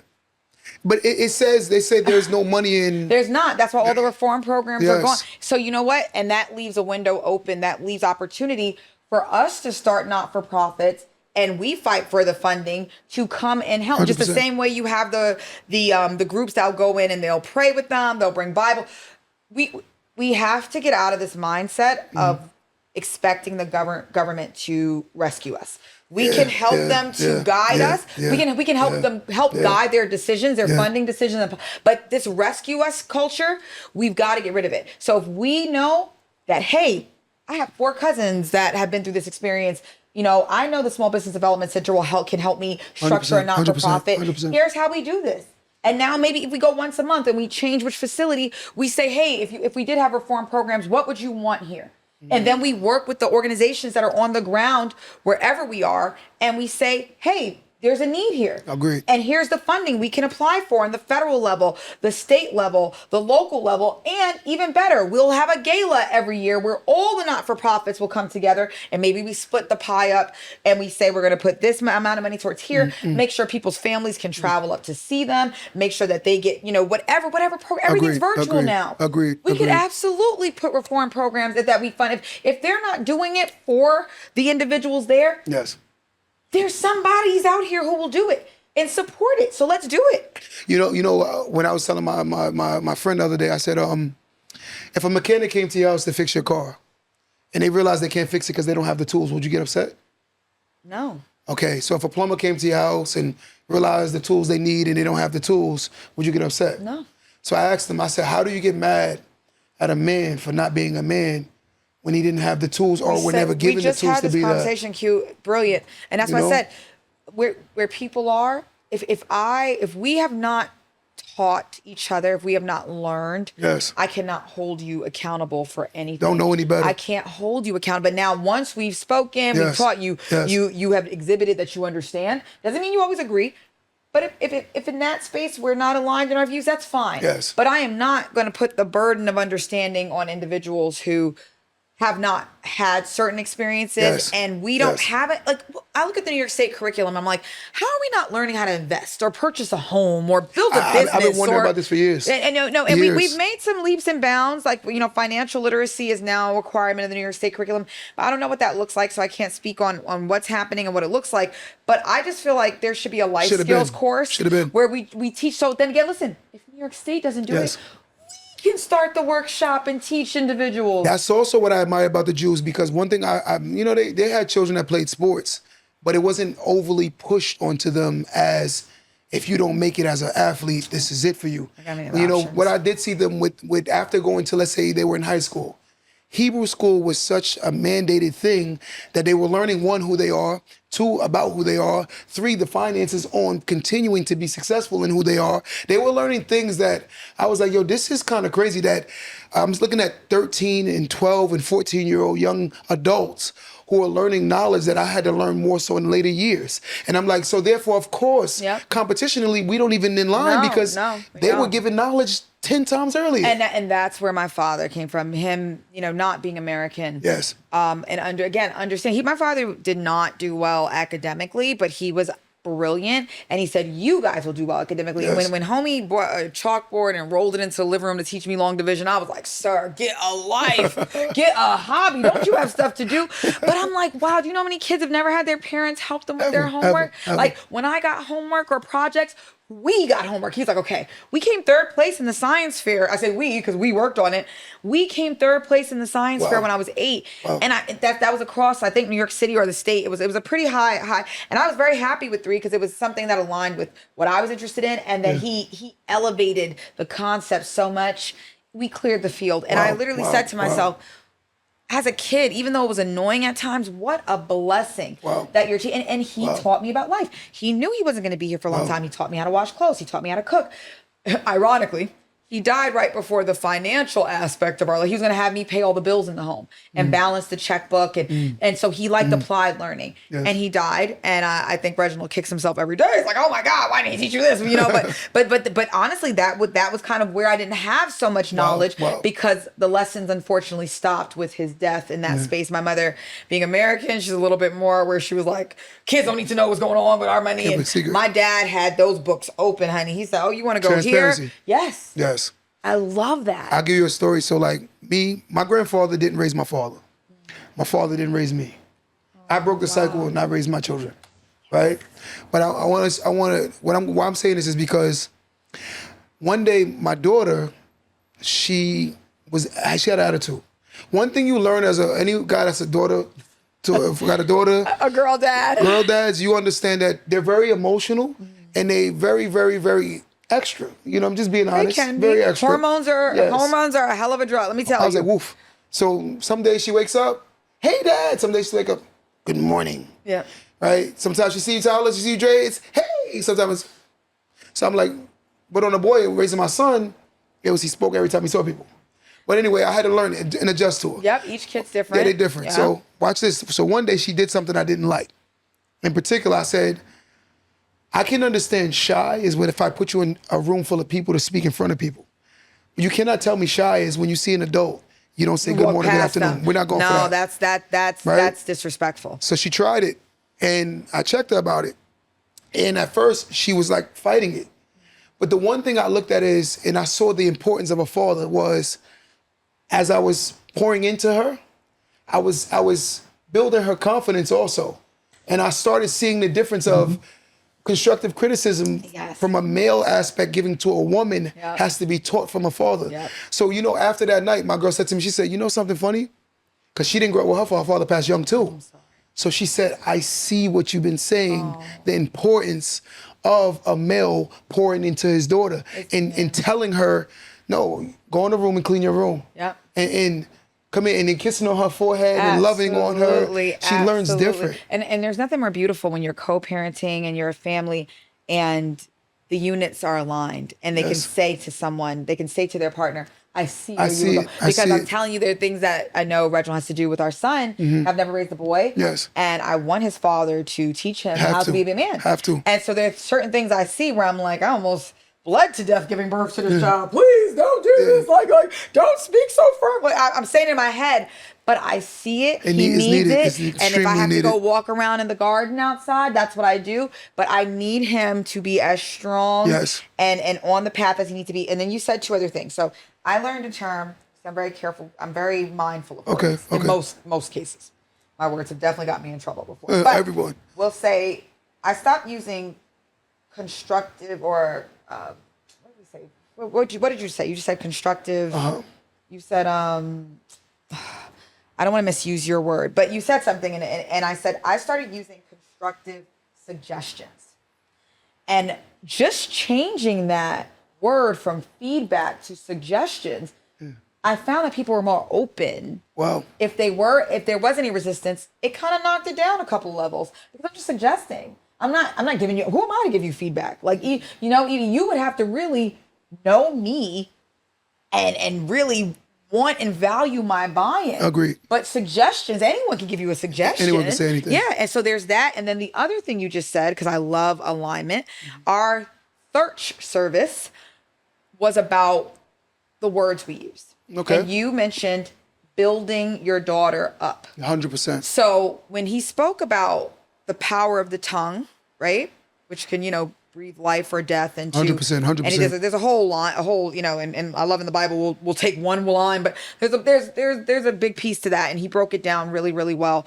But he said building someone up doesn't always mean Being that nice. they're going to enjoy hearing what you have to say. No. So he gave the pastor gave an example where he said, you know, something had gone wrong. They'd opened their church. His wife works there. And she said, this went wrong. We have to fix it. And he goes, whose fault is this? And she said, hey, listen, it's not always important in the moment to determine whose fault it is. And he said he didn't love that, but he needed that word spoken to him so that he could level up to run the church they were opening. 100%. Because now it's in his mind. Yes. That we don't have to spend time now. Not more or in that moment that may not be what's important. Yes. But I love that you knew if I'm building someone up, yes. that does not mean I'm saying great job. Yes. You participated. Yes. No. Yes. No, you have to build that rapport and really know your daughter like Yes. you do. Yes. She has to know and trust Yes. you. Yes. And now when you speak with that authority, she trusts your intentions and she's going to get used to hearing news 100%. that may not feel 100%. bubbly, but it is going to propel her to spaces where 100%. so many people won't go because someone did not take that time Yes. to model and pour into them. Like the other day, we have a cartoon coming out, right? Oh, animation. It's amazing. Love it. Listen, I do Cartoon's voiceovers. amazing. Let's go. Cartoons, Right? gonna talk to him over there. Okay. Dre, she said that to you. I do voiceovers. But look, so watch this. So the other day, Dre and them saw the episode for the first time. And as they're watching one of the episodes for the first time, like they had a reason to voice their opinion because that's the first time they saw it. So once Tyler started agreeing, I said, you're on that side when you're the problem. And he thought about it like, how am I the problem? Like, because you've had the episode since 5 a.m. We're watching it at 5 p.m. with them, which is a lot of hours difference. And I said, so realistically, if I'm gonna go under the bus, we gotta go together. Because technically, we've had the episode. And at first, I could see that it was making him feel away. But then he started thinking like, wait, this ain't an attack. No. This is actually a moment that I'm gonna be able to use this lesson all Forever, through life. that sustainable impact. All So through life. Let me ask you. Like, yo, he's right. Yeah, it's the first episode, so you guys don't yet have a status or like a We got process like yet. 9 episodes now? Oh, 9. So look, so then if that wasn't written into the system where we released the episode, then we have on the calendar Yes. time for us to read. So like that's where I come in with the process, the systems. You see the calendar, what I told you? create, listen, let me tell you I wanna something be on right that now. calendar. One of my former clients, I loved working with high net worth individuals Yes. because you learn, like you said, you learn everything. A If you're lot. at the top, how'd you get there? How do you run your life? How do you remember to get, I like your the soup? backstory. I love to see, I want to know what's in your fridge. I want to Yep. know what you eat. I want to Yep. know your holistic health Yep. process. So one of my clients would say things like, Taylor, you have to put everything on the calendar. Everything. Like your time is so So good. It valuable is. and you just everything on the calendar. And then he told me he only had one job outside of working for himself and he almost got fired from it because he did not triple check a document. Wow. He told me you triple check every single, I read it out loud, I mix it, I get other eyes on it. And sometimes still we're humans, there'll be an error, but anything that coming out of our office, coming out of our camp, it was solid because that was the standard that I learned. That's the standard that I live, which is the standard of excellence. And that's the standard that I serve at. But it's amazing that you have that humility where you're able to say, you know what? I'm able to listen to someone who's in a position, either A, I want to be, or B, or teach me to get there. Like, I think that's where a lot of people don't have, right? When I sit down and talk to a lot of, especially nowadays men, you know, because I deal with a lot of them. And when you talk to them, it seems like they're more in competition than more they are willing to be good stewards. I'm like, nah, just be a good student, bro. Learn. Like, I'm learning as we go. I go into rooms where I know when it's like, you know what?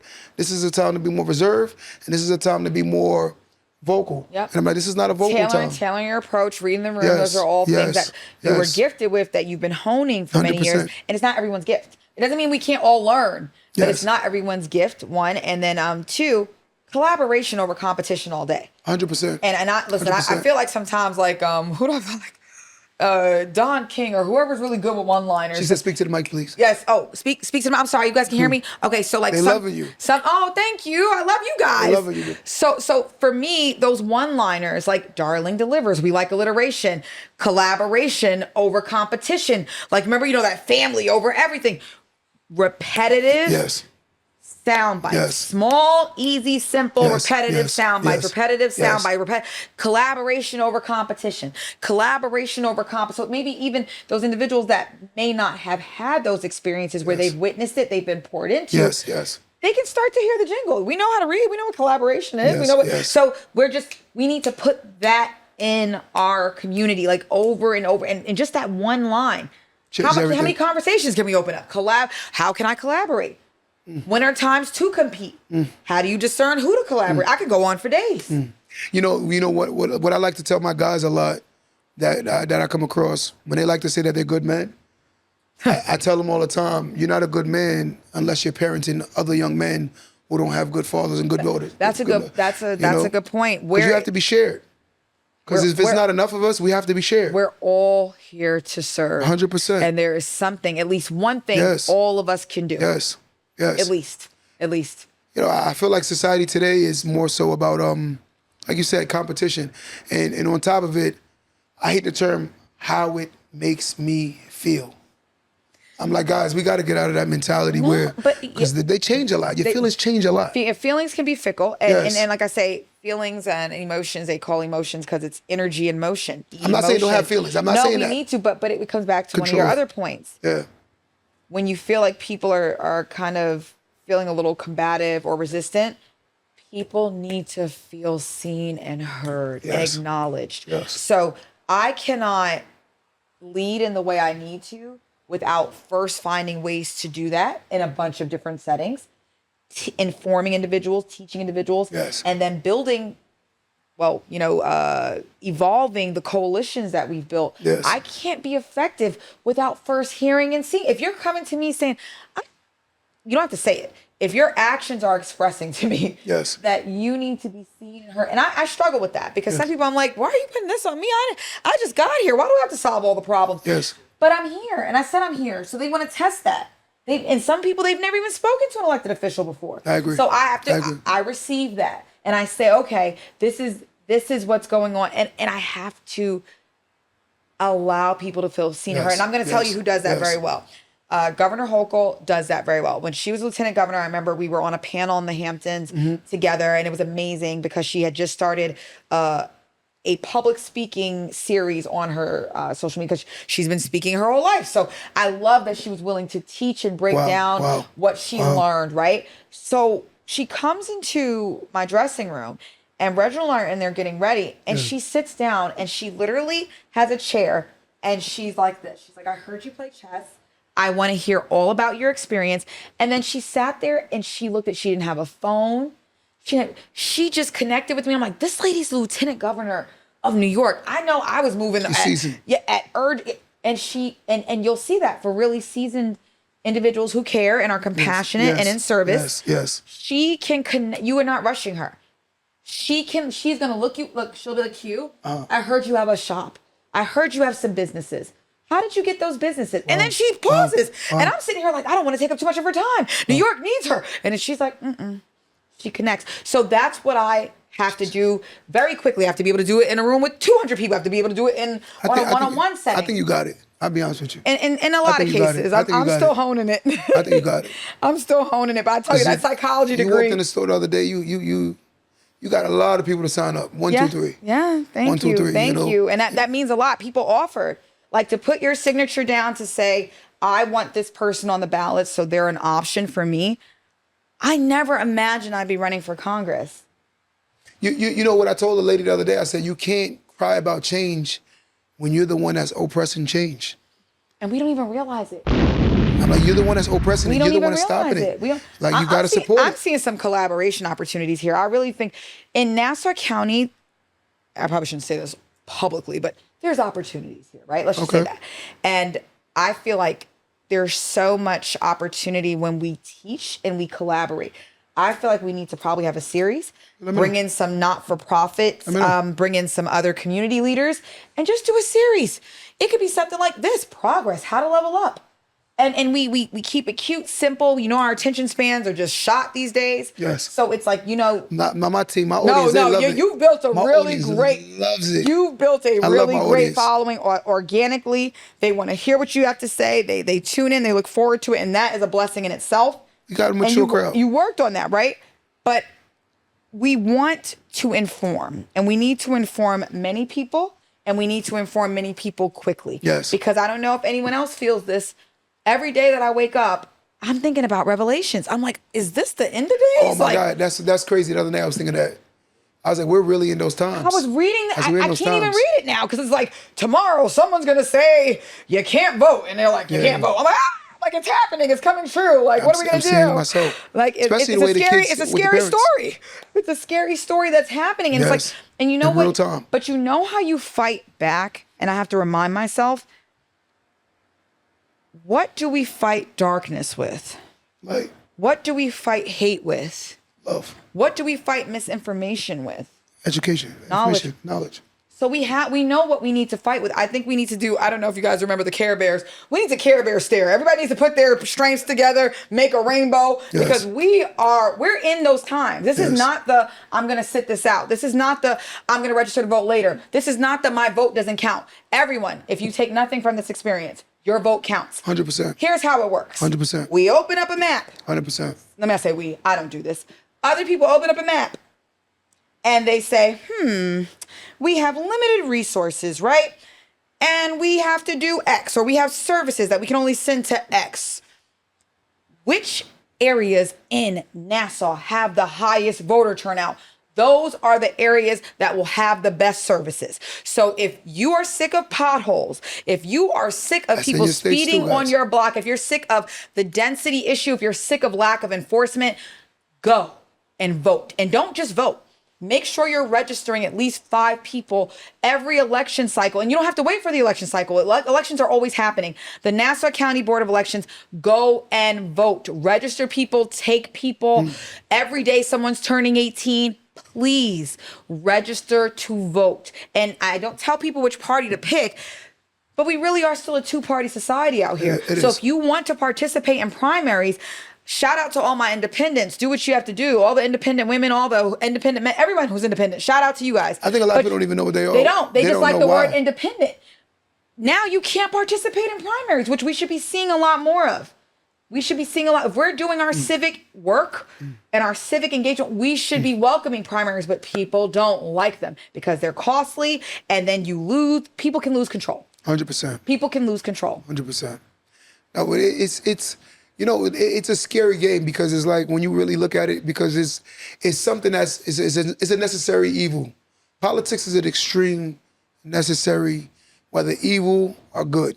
And it's in everything, especially politics. Politics is especially in politics, but it's in everything. 100%. I remember my mom saying to me, you know, she had all these degrees and she was just the most brilliant person I've ever met. Okay. She was in law school at 18, John Jay at 15, you know, just very brilliant. And I said, Mom, why won't you go up and, you know, become an administrator? And she said, I don't like bureaucracy. And I feel like there would be issues because there's certain things that I just can't support and I don't align with. And it made me so sad because it's like, why'd you get all these degrees? Like, you'd be a great administrator. But she had to know herself. Yeah. She had to say, I can make the impact in this role. If I go to this level, not only will I not be able to make that same impact, I might not be here for too much longer because, again, the alignment's not there. Wow. The alignment. So politics is insane. But I feel like as we focus on intentionality, as we focus on each other, as we focus on progression and leveling up, politics becomes something different. It does. Things feel out of control because we don't know, and a lot of us are not involved. So things are just happening. Imagine being an adult. You go to work. You're paying taxes. You're paying these people's salaries, essentially. The money they're throwing around, these aren't favors. It's not their money. It's your money coming back to you, right? Money. It's your tax you money. do all of this stuff, and you don't even know what's going on. They have no clue where the money's at. You can't even call anyone? No. But magically, But honey, they find you for that payment, that tax payment. and that budget disappears. Oh, they find you for that. I'll tell you this right now.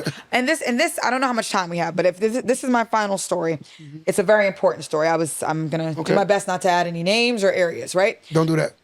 Okay. I was sitting in a meeting that I orchestrated. Okay. That someone decided to say they orchestrated, which is fine. You know, it is what it is. I just wanted the work to get done at that point, right? But I clocked you. The company said that they had a program where they offered a 4-year scholarship for a certain degree. Wow. And I said, that's impressive. 100%. I said a 4-year scholarship and then almost guaranteed job once you graduate. Wow. I said, let me know. I'll blast this on everything. 100%. I would too. And I said, but I haven't heard anyone ever use it. They said, oh, we had a hard time, spreading the word about it. I said, how about you put something in those bills you send out every month? Because I said, please understand, these grandmas and grandpas out here read these bills, and they might have a grandchild sitting on the couch with no opportunity. And as they pay this exorbitant bill, this sounds like an opportunity. And I promise you it never happened because they just want to say they have it. They don't want people to use it. Wow. And for me, that was it was a very telling experience. And I said, okay. Let's look like we're trying to do something. Let's look like it. Because if you know how to reach your customer base. Yes. You guys have all these community. They have their government ops person. You know how to get information out to the community. But you want to be able to sit in a room with people like me and say, we have that. I don't care what you have if it's not effective in doing the work it needs to do.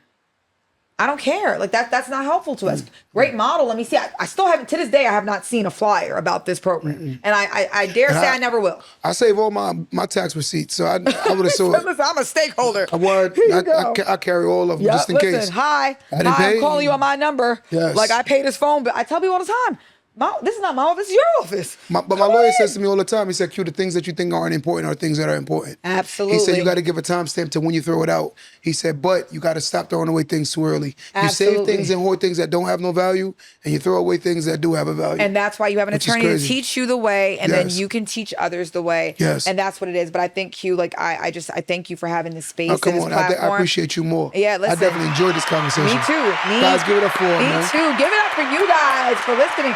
This was an honor, and I just feel like, listen, protect your purpose. I appreciate that. That's another series. I like that. Protect your purpose.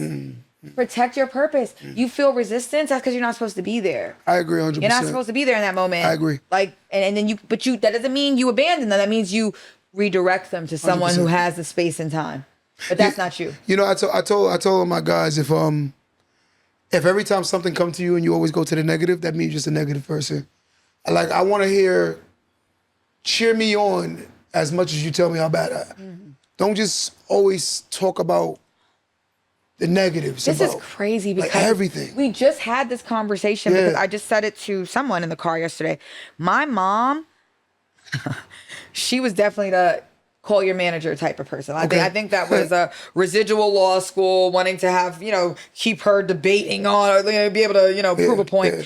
And something I really respected about her was if you did a phenomenal job, she wanted to speak to your manager. Wow. And if you did a poor job, she wanted to speak to your manager. Wow. And it speaks to that. Yeah, she was fair. So if everything's negative, and I say this to people, I want to see that same knees to chest joy when you have a win. I want to see that same energy because where you put your energy it's what you're growing. It's what you're tending. That's your garden.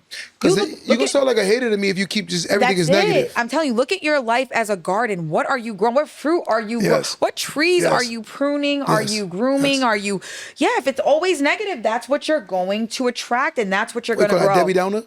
Yes. Debbie Downer? Oh, and that misery loves company, honey. The second I see a miserable person, I twirl. So I stay in shape. So I can dance right out the room. Goodbye. They do. They kill your energy. Vampires. They drain your energy. They do. Vampires. I'm dealing with a guy like that right now. He wants to be, I'm talking about, he wants to be at a particular level and he's seeing things work for me and he always has something to say. And then I had to tell him, I had to go on him a little bit today and I told him, I said, I'll be honest with you. I think you don't work as hard as me. I think you do, but you don't. Secondly, you minimize how hard I work. Ooh, you minimize That's an important word. Yes. Oh, that's I work very, very hard. And smart. Don't just say hard. And smart. My sister's number one thing is she doesn't want to work hard. She wants to work smart. Yeah, I'm very, very, And I told him, I said, you do this thing where you give me advice, but it's coming from like you should be telling that to yourself. Yeah. The projection. That's scary. Listen to that statement, though, Tyler. The projection. It's like you should be telling that to yourself. I'm like, you should be saying it to you, not to me. And that's the thing. So you have to be mindful of what you're letting into your energy plane. Yes. And I say that to myself also. I don't know how long we're going, but I remember I'd spoken to someone and they said, "Oh, you know, you're such an empath, but you got to stop taking on people's feelings, right?" And I'm guilty sometimes. I mean, listen. When you care, you care. But the same way you had to train yourself to become successful in that way, you have to train yourself to now you've leveled up. Now what do you do at this level, right? Who has access to you, right? And how and why? So she had told me to get like a tourmaline ring or something, one of the gems or the crystals, and I was holding the ring in a shop. It broke in my hand. What? I put it down and I exited the store and I said, holy moly, what is in my energy plane? Like she was right, like something was right because I couldn't even walk out with it cracked right in half. Wow. Because I didn't have a barrier around me. Yeah. Yeah. The energy and the energy that I used to allow into my life. No more.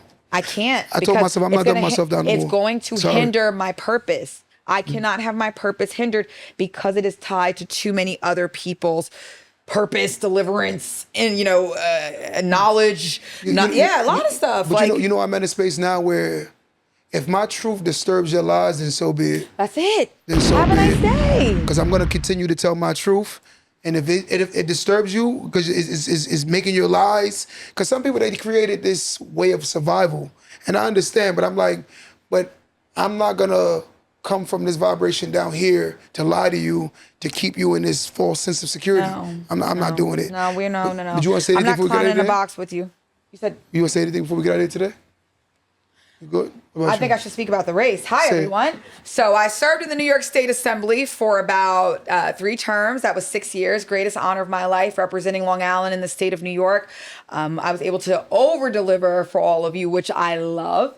And we want to be able to just let you know that I'm running for Congress. I am a congressional candidate. The Democratic, wrong camera. Sorry, y'all. The Democratic congressional candidate for New York's 04. That is about 23 areas in Nassau County.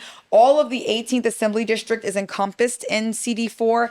And it would be my honor to have all Democrats, anyone who's registered as a Democrat in Nassau County, to vote for me on Tuesday, June 23rd, 2026 in the Democratic primary. Yes. If you are not registered to vote, you have, I believe, until June 13th to register to vote. If you choose to register as a Democrat, you can participate in that primary. But let's not wait till June 13th. Let's give us a June 1st deadline. Try to knock it out. Register to vote. Register everyone you know to vote. Have a voting plan. Dance to the polls. Have brunch after. But we need this voter turnout in our communities to look very different if we want the services that we pay for urgently. And that is my message. Thank you all for your time. Thank you all for your commitment to gaining knowledge and having conversations. This is how we start collaboration. We have to speak to each other first. So tell them where they can find you at. You guys can find me at I am Taylor Darling on Instagram. And I'm also on the web, that's right. I am, I forgot how to spell I am, Taylor, like Taylor Swift or Elizabeth Taylor, Taylor. And then Darling, like Oh My Darling, Darling. Okay. Also on the web, www.taylordarlingny.com.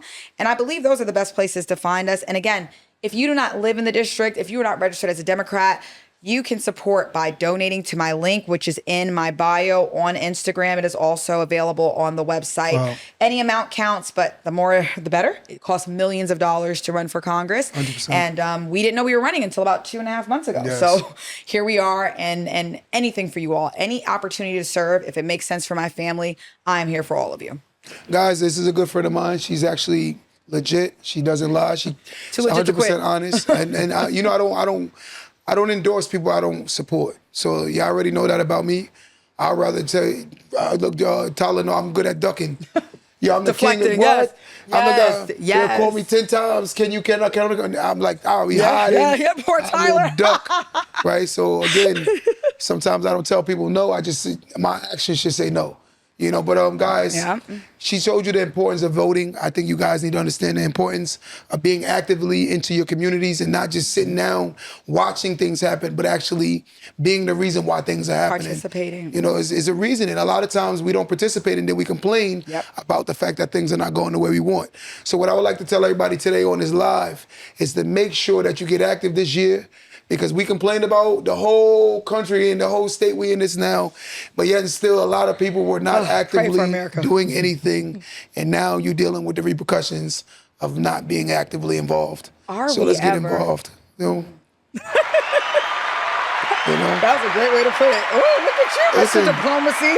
This is just being honest. You gotta get on top of your stuff. Look at where we are now. Every day we wake up, we could have had something different. 100%. I don't know what. We could have something different. So go out there and choose what you choose and be wise in your selection. Yep. Do your homework. Don't follow the popular. Follow what's doing the work. Look for candidates who've done it, who've delivered for you, and who are accessible to you. Yes, 100%. She's very accessible, just so y'all know that. Yes. In a good way. You can get in contact with her. I promise you guys. Don't waste her time, though. Don't waste her time, though. Protect me. Yes, don't waste her time. That's another segment. Don't waste my time. Protect your purpose. Protect our people. Protect each other. We'll bring her again. All right, let's do it. Let's do it. We might have to do this in a forum, in a studio, stadium, or something. Let's do it. Let's set it up. Let's do it. I'm ready. Guys, till next time. Don't let that go over your head.